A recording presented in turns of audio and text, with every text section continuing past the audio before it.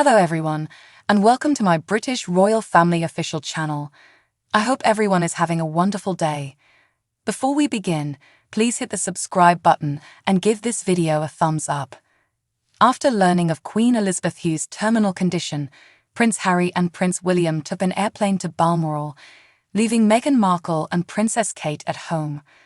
Princess Kate is supposed to be the reason Meghan Markle didn't go to Balmoral with Sovereign Harry in the wake of getting insight about Sovereign Elizabeth's quick declining well-being last year. Meghan was initially expected to venture out to Balmoral with a significant other, with a representative for the couple affirming the game plans at 2 p.m. upon the arrival of the late sovereign's demise. At 3:10 p.m., she passed away just over an hour later. The Duke and Duchess of Sussex were at that point in the UK to go to the Well-Child Grants service and had been remaining at Windsor before news about the sovereign's deteriorating well-being.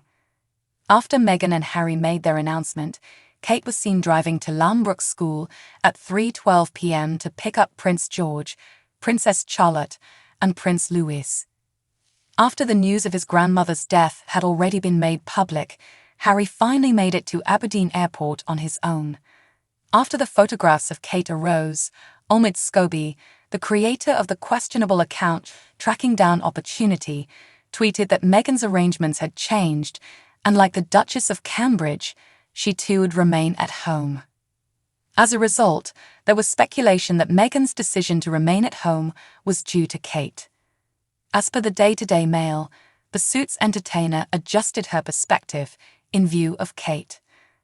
Other senior individuals from the regal family landed in Scotland in front of Harry, with Sovereign William, Ruler Andrew, Sovereign Edward and Sophie voyaging together. Charles and Anne were at that point at Balmoral.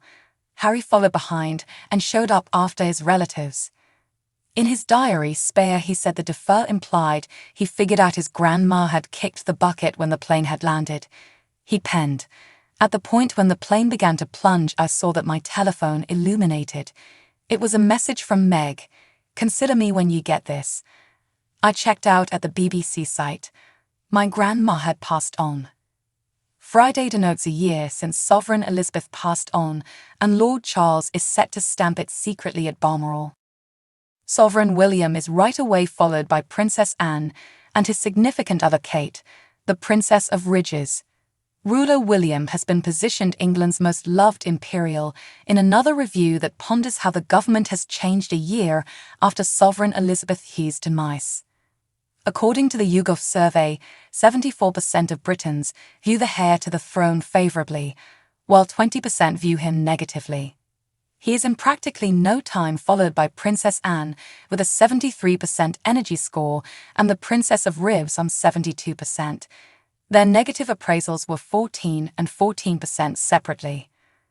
Ruler Charles positions in fourth with 60% of those reviewed seeing him decidedly and 32% seeing him adversely.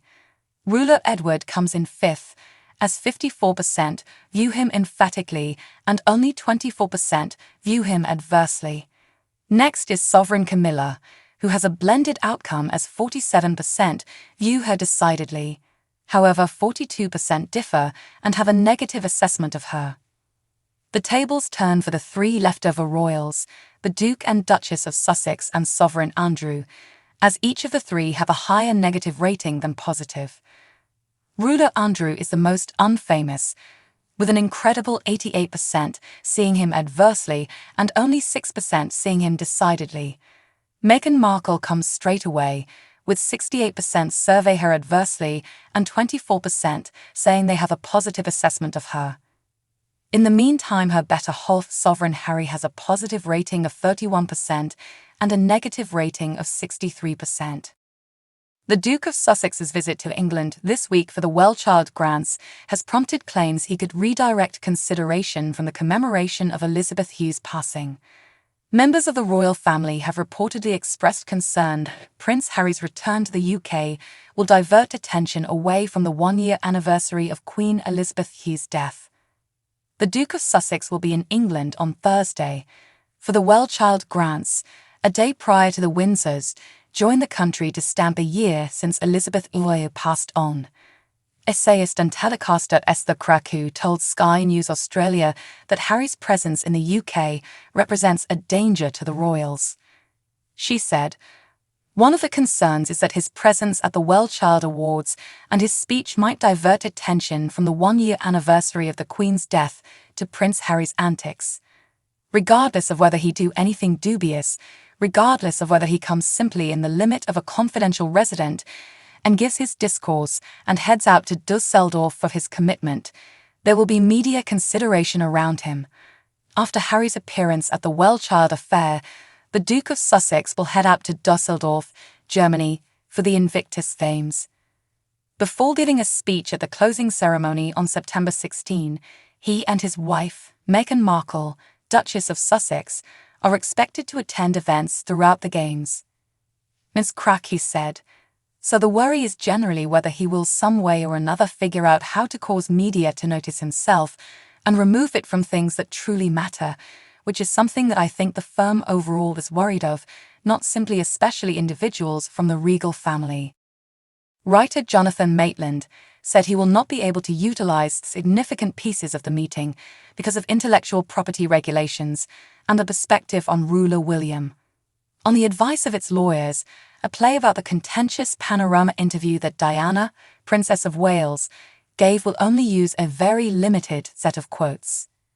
Jonathan Maitland, the man behind The Last Allurement of Boris Johnson, is presently driving the development of the meeting. The play centers around how the Stunner program highlighting ex-Beeb man Martin Bashir occurred. Maitland, a previous writer himself, worked with Bashir at both the BBC and ITV.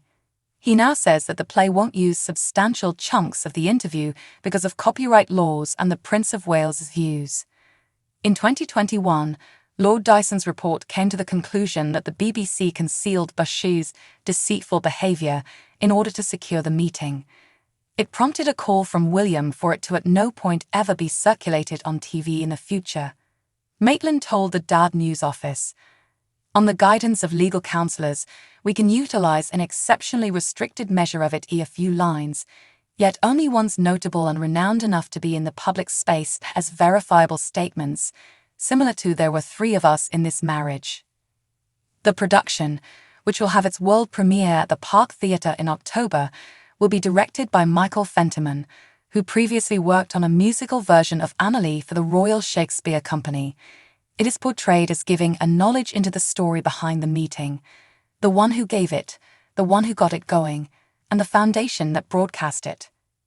Maitland said, "There's a truckload of her attempting to conclude whether she ought to do the meeting, and assuming this is the case, what she ought to say.